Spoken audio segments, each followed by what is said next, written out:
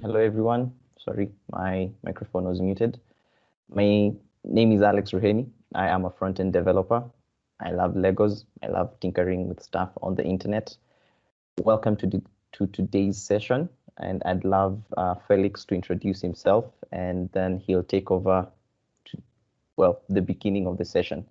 Yes, Felix, take it away.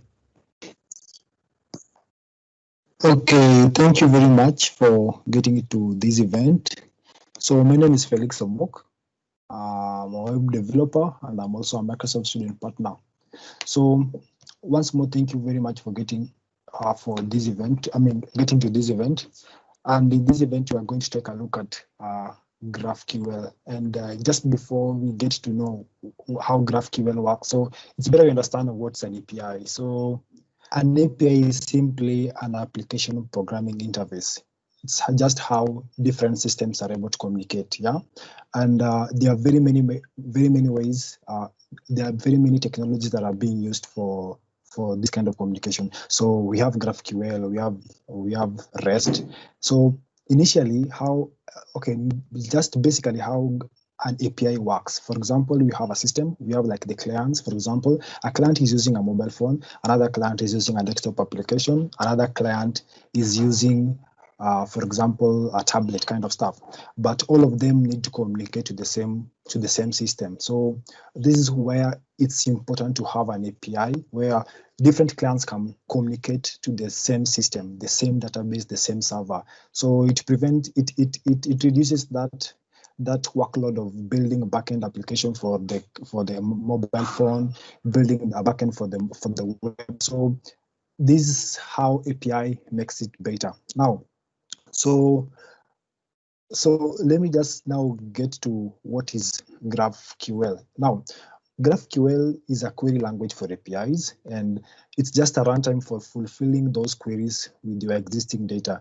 So GraphQL provides a complete and an understandable description of data in your API. So in a way, I think it gives clients the power to ask for exactly what they need and nothing more. So this one makes it much easier to evolve the APIs over time and enables powerful developer tools. Now, so as you can see that GraphQL gives that client to ask for only what he or she needs. So it prevents that heavy workload that exists before when people are using GraphQL.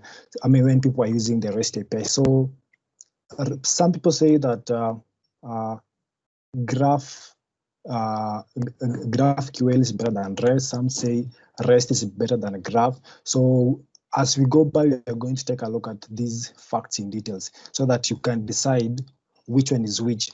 And this one just depends on the kind of application you're building, how frequent does your application to change, how much data does your application handle. So these are some of the things you need to consider when to consider whether to use GraphQL or to use REST. Now, REST simply means representational state transfer.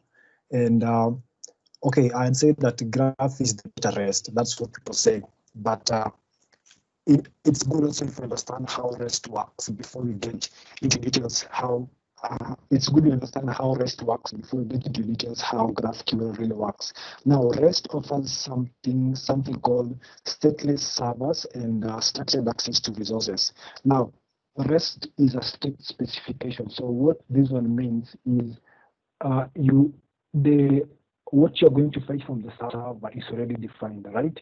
So in the long run, you might end up fetching something that you don't even need. For example, you just need even a person's name and even email addresses, but then you get something that you don't want. Now, this is an illustration of a blogger called Mary, and she has an application, and with this application, what she expects to fetch from the server is her posts. And then, for example, you can see we have the posts from learning. Some of the posts are learning GraphQL. We also need to fetch all the followers that he or she has. Now, this is an example of how this one will work when you're using REST API. Now, taking a look at this, we can see that for Mary to get all these data to the server, to the client, that is the front end, then Mary will have to make 3 different requests. First of all, she will fetch the user's data. So you can see that first of all, she will hit the endpoint called user/ID. So in this case, she will enter the user/ID. So the ID is the ID of the specific user, and you can see the result that's going to come. So we are going to have the user, the ID, the name, and the address. So in this case, she has only gotten the user's details. She hasn't gotten the post, and meaning she will have to make another post to fetch. She will have to make another request to the server to get the additional information. That is the post. That is the post of that specific user. And in this case, she has to hit another endpoint, that is user, stock the ID, stock the posts. So this is what makes it possible for her to get what she requires. Now, remember, this is the second request that Mary is making to get what she requires.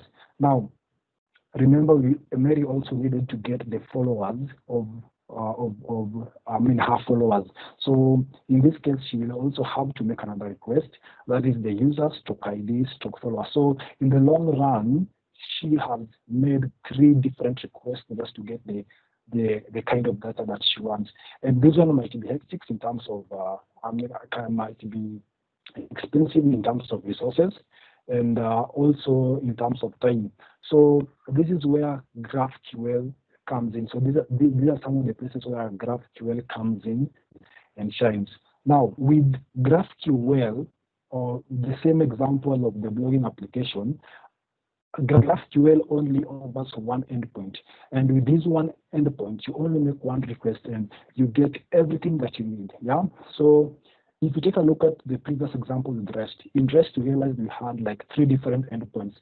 And these endpoints can be endless. For example, this is just the user. Sometimes you want to start with the post. So you get a specific post, then you now make another request called maybe post stock comment, so that you get the specific comments under that specific post. So it's really hectic. But when you get to GraphQL, you only have one API endpoint that is going to make all that you're going to use to make that request and get whatever you want.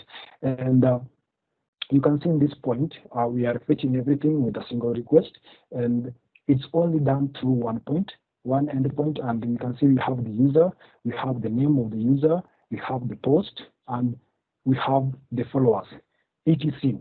Now, some of the reasons why you should give GraphQL a try. Now, the first one is no more of like you under its. One of the benefits is small payloads. Now, when you talk of small payloads, you just get what you want. For example, let me just go back to this previous example. In this case, we have the user. Maybe the user has an ID, the user has an age, date of birth. But when you take a look at this payload under the user, you can decide to only specify the name or only specify the date, and that is what is going to come back, not something that you don't need. Yeah. Remember, it is normally advisable when building APIs, only request for what you need. There's no need of requesting for something that you're not going to use. So that one will reduce the bandwidth that you require for your application to run. Yeah. So getting to the next reason why we need it's important to give GraphQL a try is the definitions of schema and schema type system. So a schema is just a representation of a plan or theory in the form of an outline. So one of the big advantages of GraphQL is that it's going to give you that capability to define your schema. So like I'm going to get more into the schema. I'm going to give a more explanation on the schema definition in the coming slides. But what this one simply means that you have that capability to define how you want your API to look. Like it's just the definition of what the client can request for and what the client can receive. Then we also have something called self-documenting.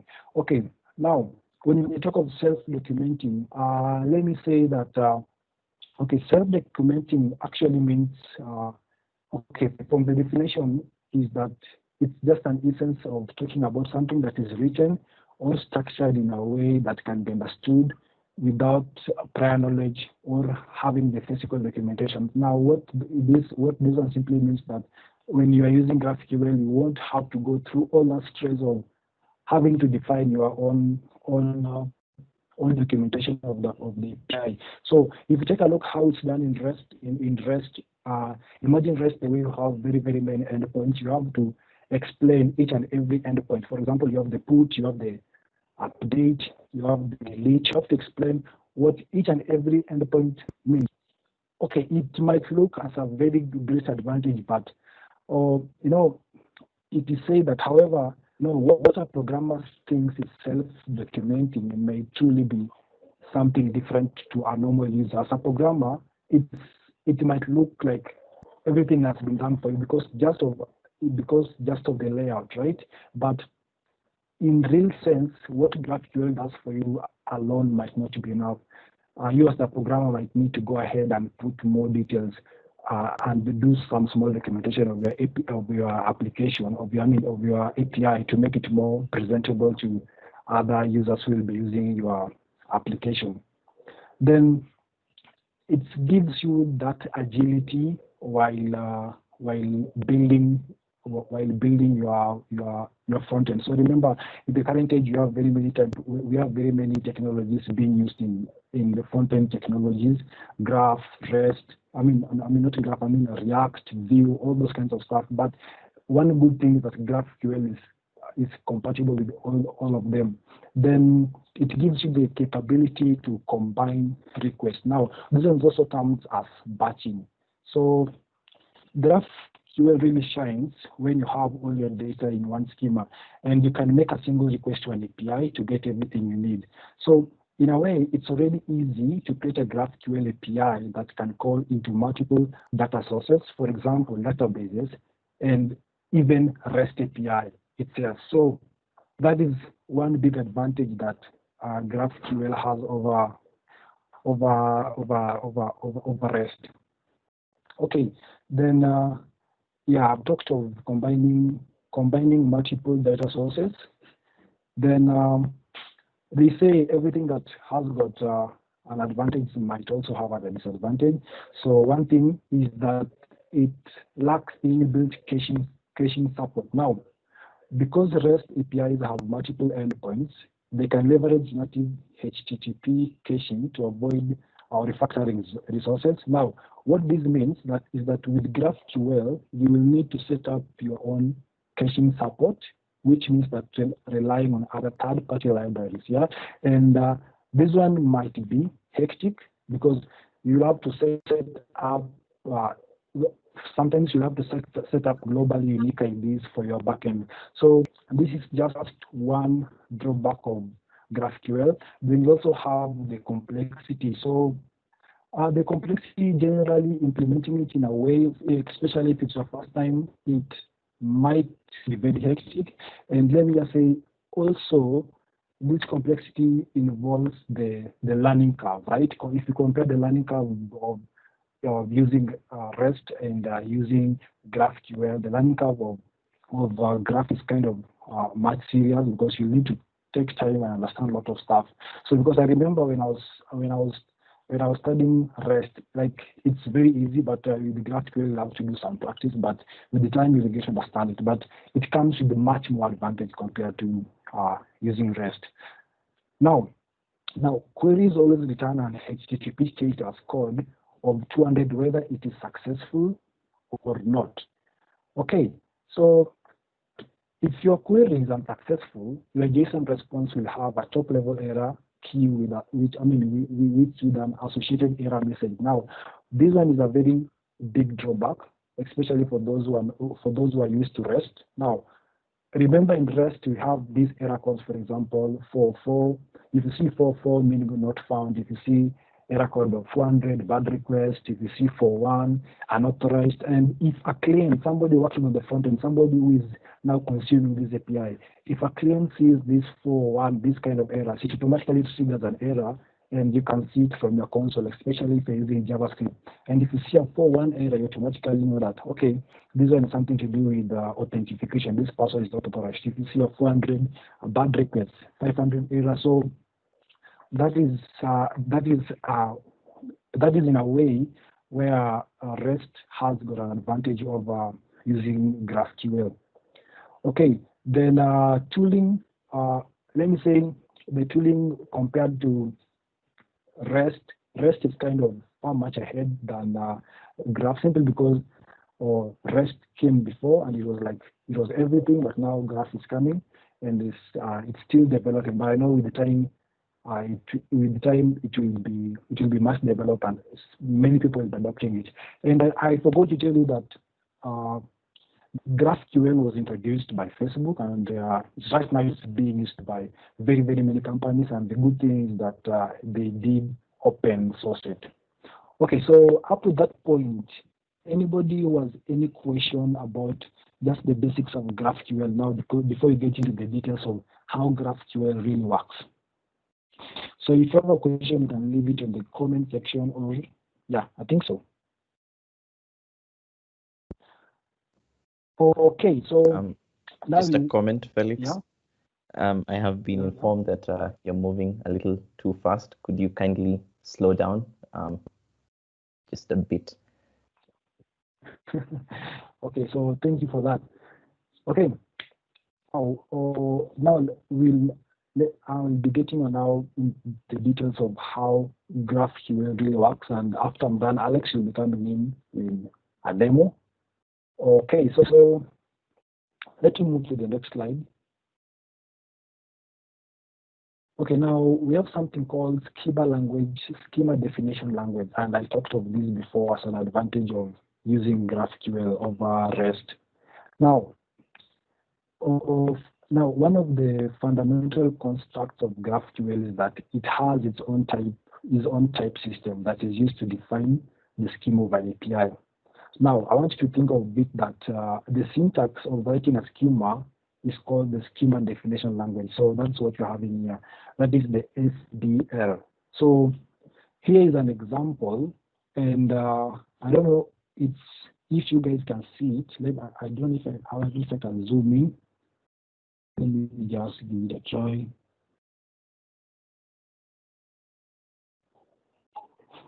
Okay, I hope now you can see it clearly. So here is an example of a schema definition type.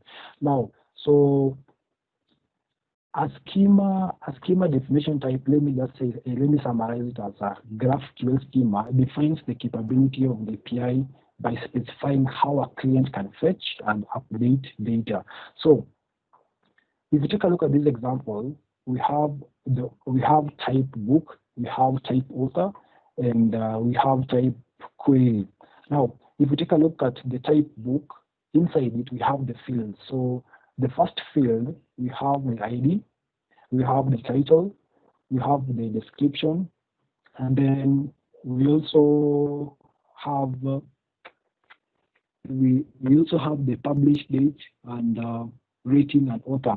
And I want you to take note of one thing. If you take a look at the ID field, it has an exclamation mark at the end. So that exclamation mark simply tells you that that field is required. And each and every field has got a type. So you must define the type. So the description is a string, published boolean, that is true or false. Rating is an int, and the author is a string. Okay, let me just zoom in. Okay.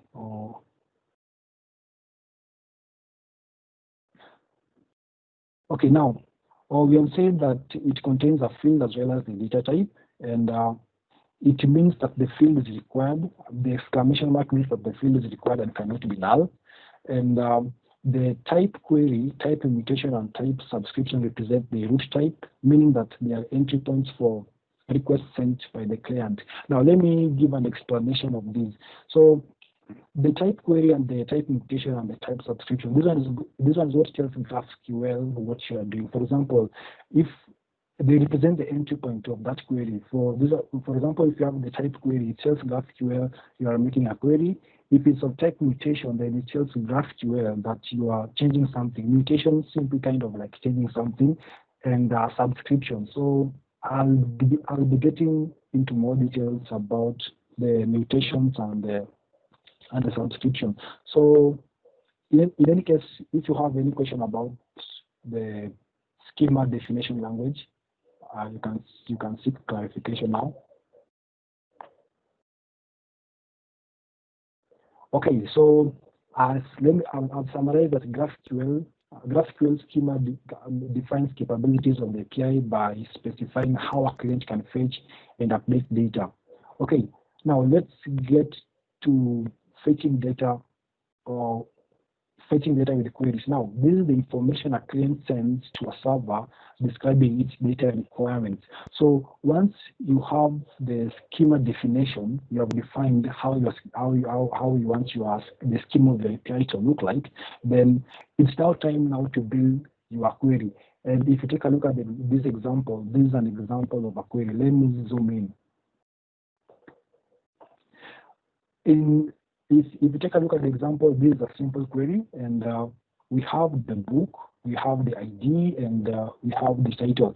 Now, so inside here, this is where we have the payload. So in this payload, we have the ID and the title. And this example shows a query with nested data. So at times, you can request nested data. For example, in the second example, we have the author, and we have the author name. So you are requesting for the books.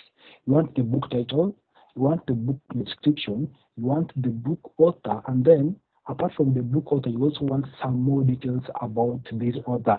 So this is something that already you have defined in your schema definition. So let me just go back to the previous slide.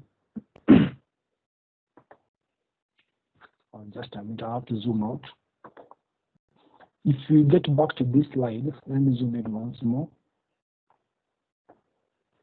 You can see that we have this author over here. I mean, inside here we have something. We have said that we have books, and books represent a one-to-one relationships between author and the book. Okay, I forgot to tell you something about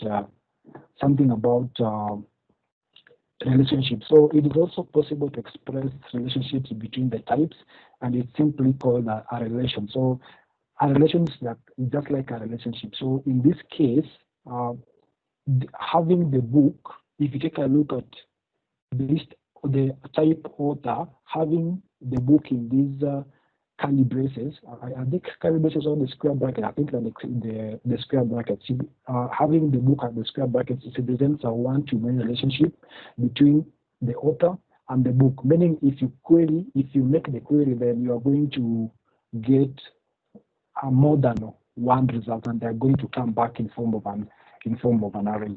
Yeah. So that is that's how we do query fetch. Then the client, the web or the mobile app or the IoT devices states exactly the data it needs, and it gets exactly that.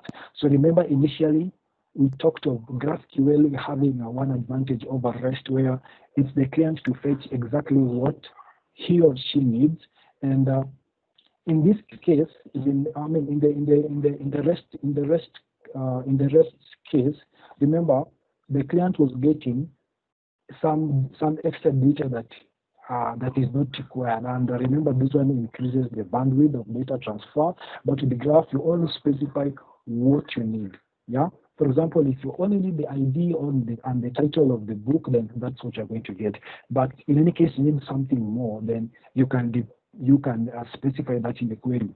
Now, query also allows nested data as well. Now, preventing additional requests for data. So I talked about that. Then queries allow arguments if specified in the schema. Now take a look at the last example. Let me zoom in. If you take a look at the last example, so this is an example of a query with an argument, and we have the book, and we are saying we only want books that have been published, that published is marked as true. Remember, in our schema definition, published was true or false. So meaning if it's not published, meaning it has not been verified, that it should not be visible. So these are some of the things you can specify here. For example, if you had an age or male or female, you can specify them here so that you only get what you want. So meaning the conditions you have specified must be met for you, for you to get the data that you want. Okay, then I talked of mutations. Now, one thing is that next to requesting information from a server, like anytime somebody is requesting from a server, it is in most applications, they always need a way of making changes to the data stored on the backend. So if you have an application, there's something called update, delete. You will not only be just fetching the data, you might also need to change or even create new data. Now, with GraphQL, these changes are made using something so-called the mutations. Now, they are generally three types of mutations.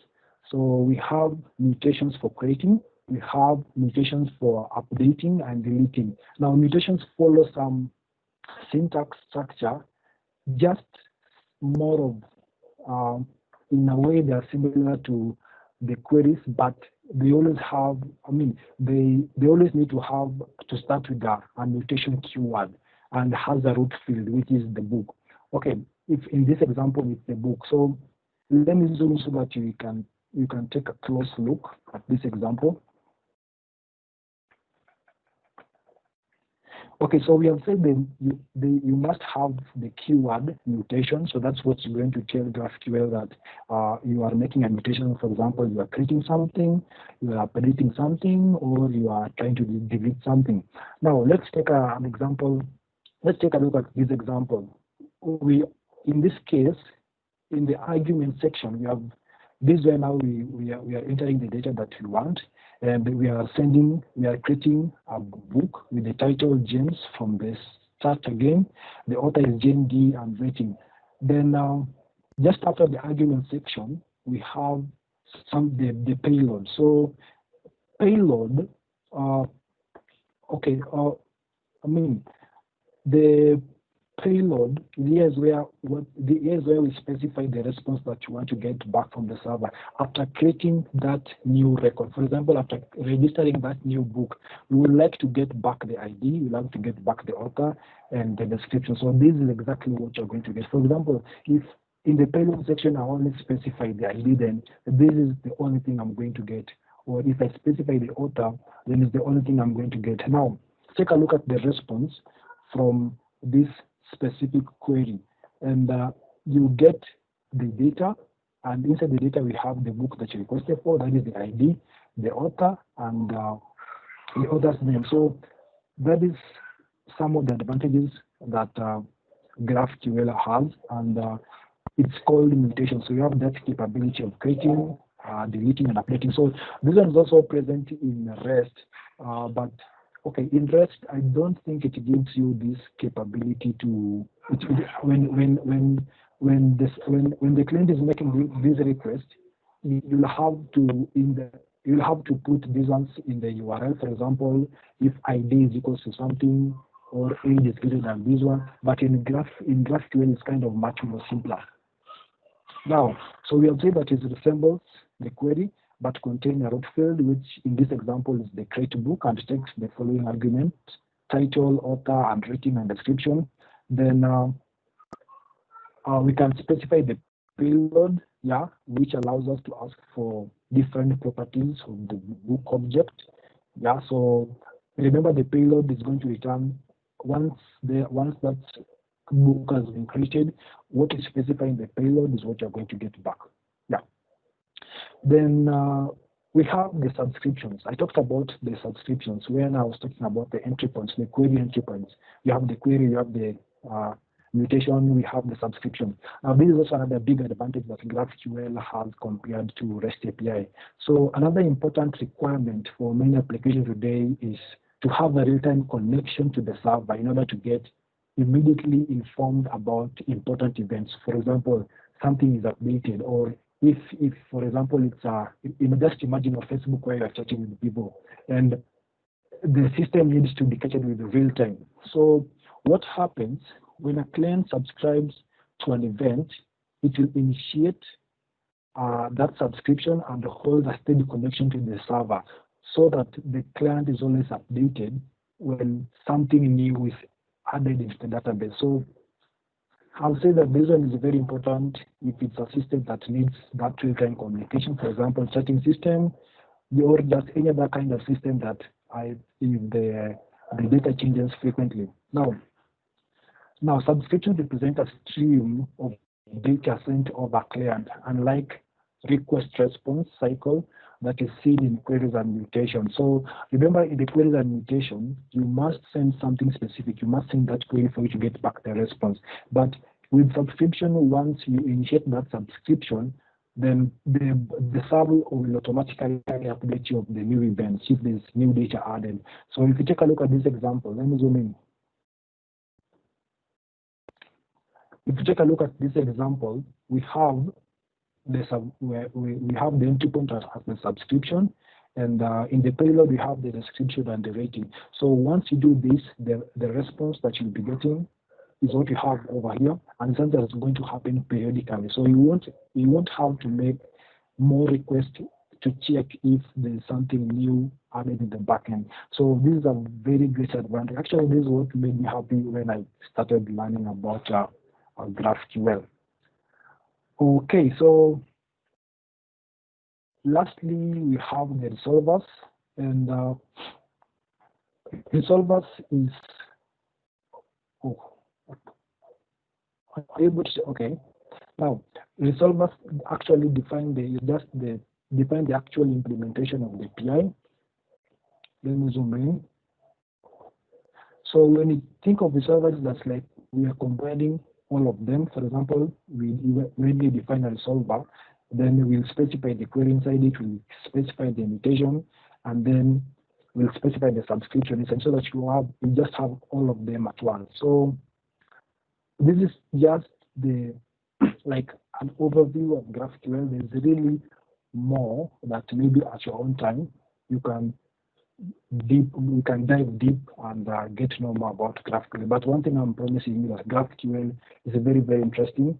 And once you start using it, I don't think if you'll ever get to go back to REST. But as you have said, it's not a matter of which one is better than the other. It's a matter of what does your application need, the application that you're building, what does it need? Is it dealing with huge amounts of data that change frequently? So those are some of the stuff you need to consider when you are deciding whether to use GraphQL and REST. But one advantage is that knowing both is very, very important so that you decide where to use it. Yeah. So I think that is that. So anybody with any question?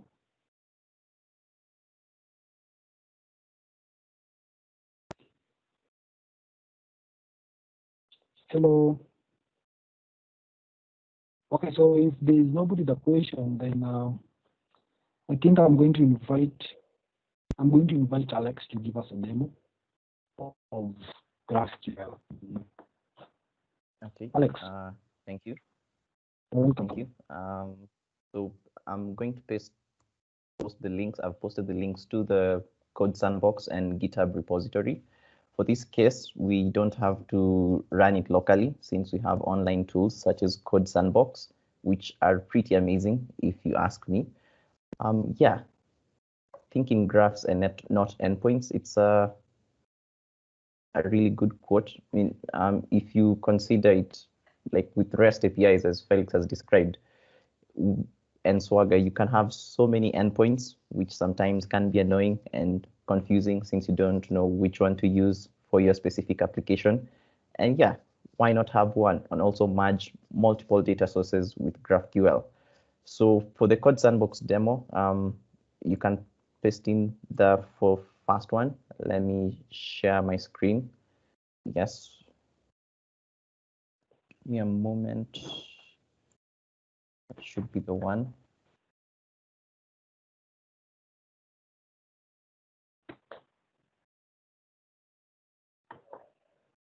Okay, give me a moment to share my screen.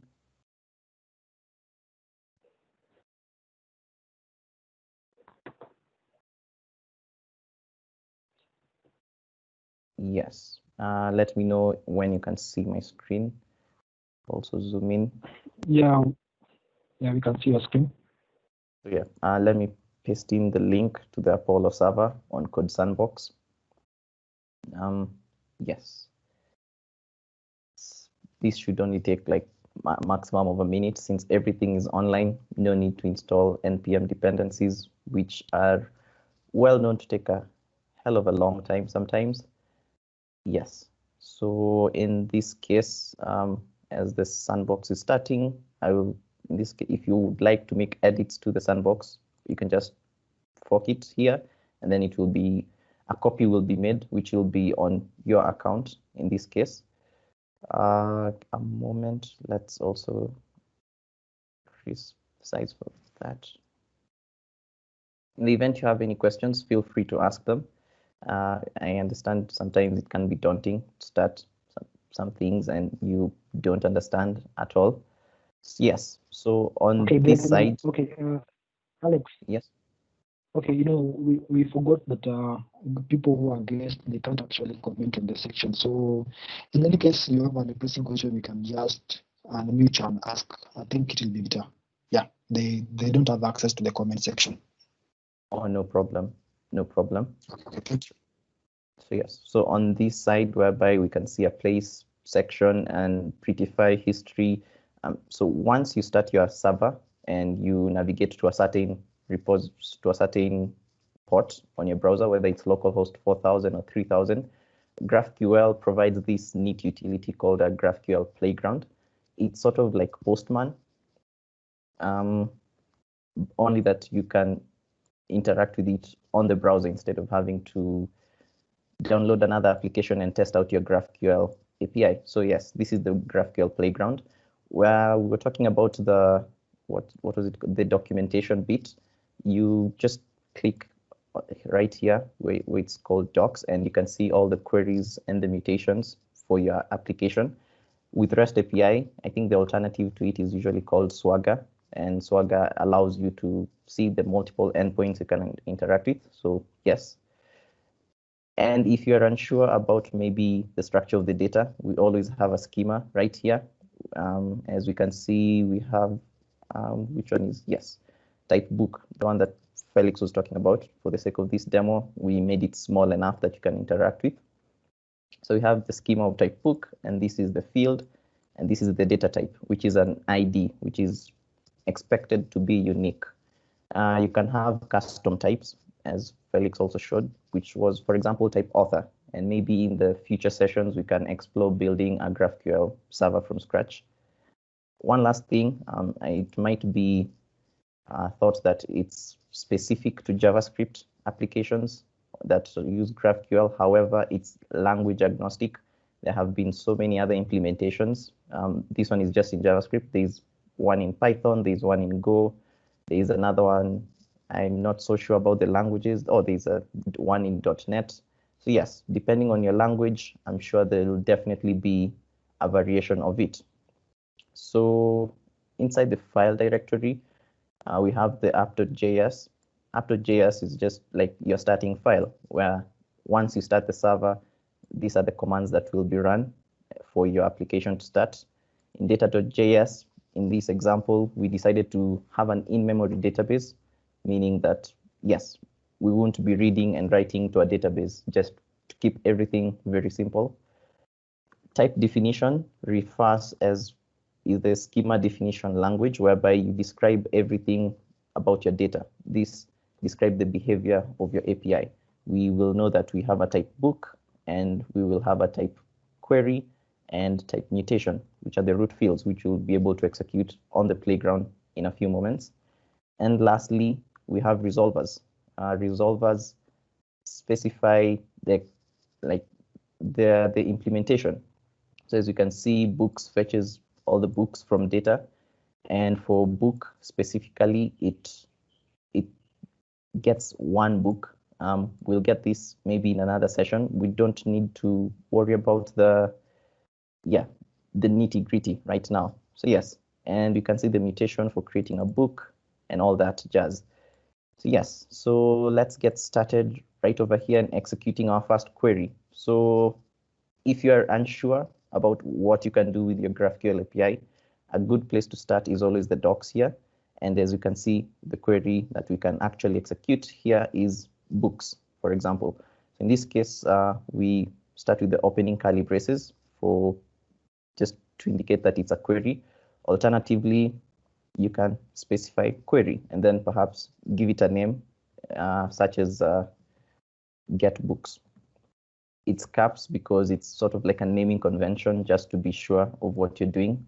Yes. Oh, and by the way, you can have multiple tabs or rather run your queries and mutations and subscriptions in multiple tabs. Yes.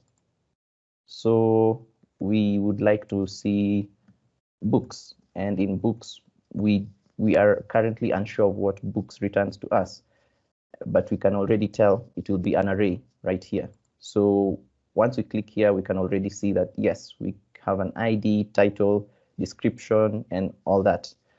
So yes, let's say we'd like the ID, title, and author. ID, title, and author. And as you can see, it auto-suggests for you, which is not something common in REST APIs. It will help reduce errors that you make.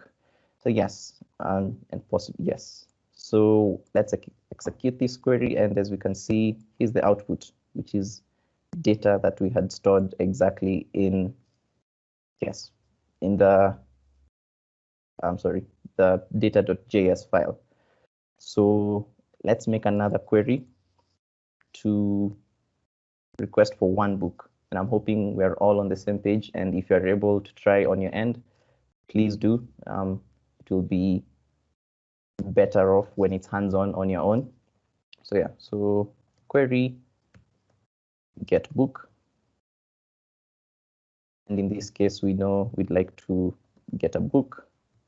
And now we have to pass in arguments, and the arguments in this case for book, we expect an ID. Yes, so yeah, in this case, we'll have ID. Let's grab one ID here. They're not a little consistent, but yeah.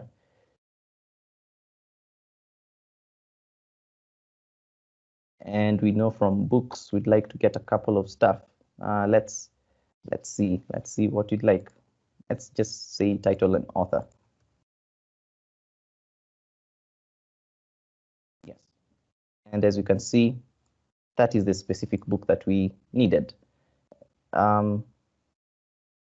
Yeah, that's pretty much it for the query on get books. Let's now make a mutation. If you have any questions, kindly unmute yourself. And in case it doesn't run on your end, please let me know. We'd like to fix that as soon as possible, or you can DM us after the session if it would be possible. So yes, and as you can see, just before I forget, unlike REST API, whereby if you queried for books, you'd get all the data about books. And in this case, books contains an ID, a title, author, description, published, and rating. Sometimes the front end, which could be a mobile app or your web application in React, Vanilla, JavaScript, or whatever, sometimes doesn't need this data. So you as the client or the front-end developer, you're responsible for the data that will be returned and will be used in the application. And anything that will not be used will be discarded, rather not returned. And this, if you have, for example, maybe 100 books in this case, as you can see that if you request for only 3 fields, your payload will be smaller, which is, and the payload is just the response from the server in this case. So lastly, and I'm hoping this works, let's try the mutation for creating a book. So as we can start with query, we can specify a mutation, and we call it create book. In this case, let's give it the name create book.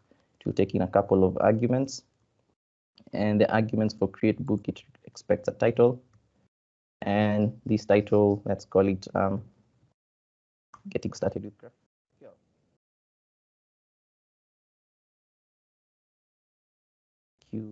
Sorry if you cannot see that end, We have a body and author. I'm afraid this might not work. Let me make a slight modification here. In the resolvers, yes, it's not in the resolver, the type definitions. Instead of body, it's supposed to be description. Yeah, we'll fix that later.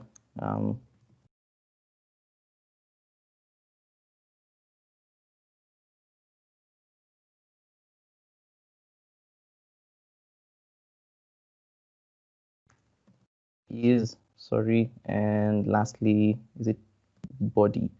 I wonder where this error is, because right here it works. Yes, but let's expect an error in this case. And the body is, yeah. Yes. Let's execute the query. Oh, we haven't specified what we'd like to be returned.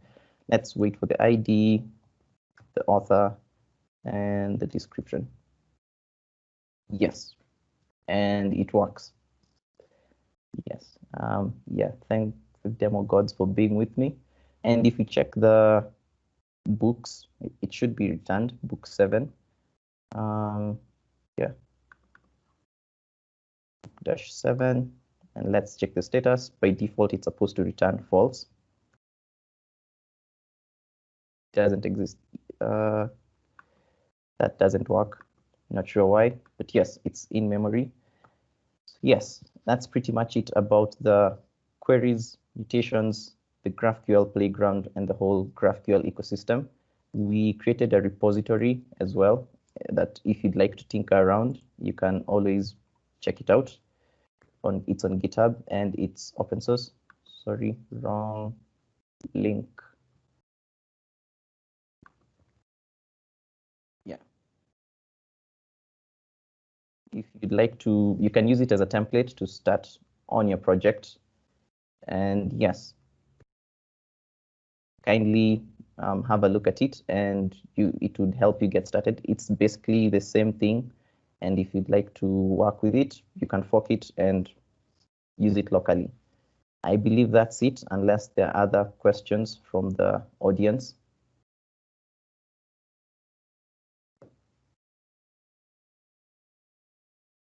Any questions? You can just unmute yourself and ask a question in case you have one.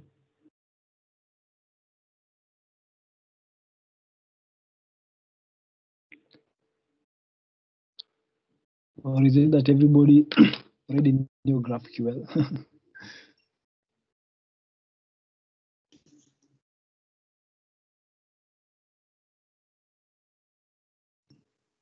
Any question?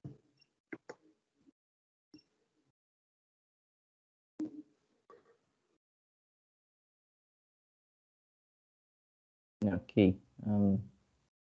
This will be hard to work with. Okay.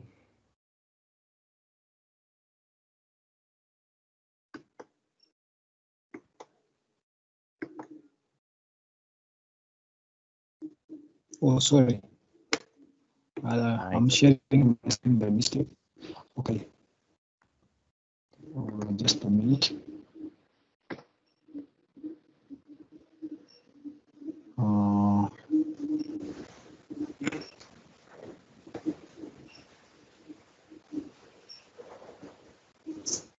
Okay. Okay.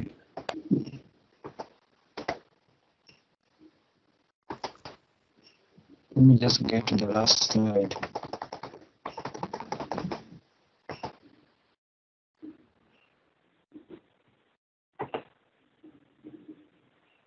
If you're lost, kindly let us know. We can help you out.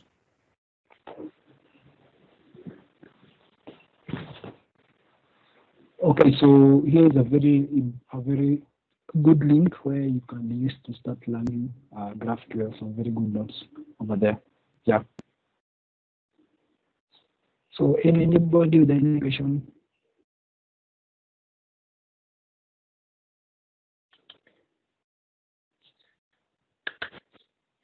Okay, so I think now that nobody has any question, I think that's all. So thank you once more for getting to this event, and I'll make sure at your own time. I know sometimes doing the demo, like somebody's presenting, might be difficult, but at your own time now you need to take your time and explore. Get to YouTube, get to the links I've shared here, and just give it a try. Yeah. So it's normally say be a learn it all, and how does it go, Alex? Be a learn it all, and know what? No. Okay, but they say you can learn everything, but know that you are good somewhere. So maybe the more you keep learning and exploring different technologies, one day you'll come and fall in love with one. Yeah. So that's it. So maybe Alex, if you have any partition. I think the quote, I'm not sure, but I just know it says be a learn it all and not a know it all. Correct me if I'm wrong. I might be very wrong. That's what I was looking for. Yes. Other than that, thank you so much for attending. I hope this session was helpful. In the event you have any questions, feel free to reach out, whether it's on Twitter or on Teams, or if you have our phone numbers, let us know, and we'll be glad to help you out. And thank you again. See you all next time. Okay, and also remember to follow Microsoft Student Partners on Twitter, and we meet next time. Okay, thank you.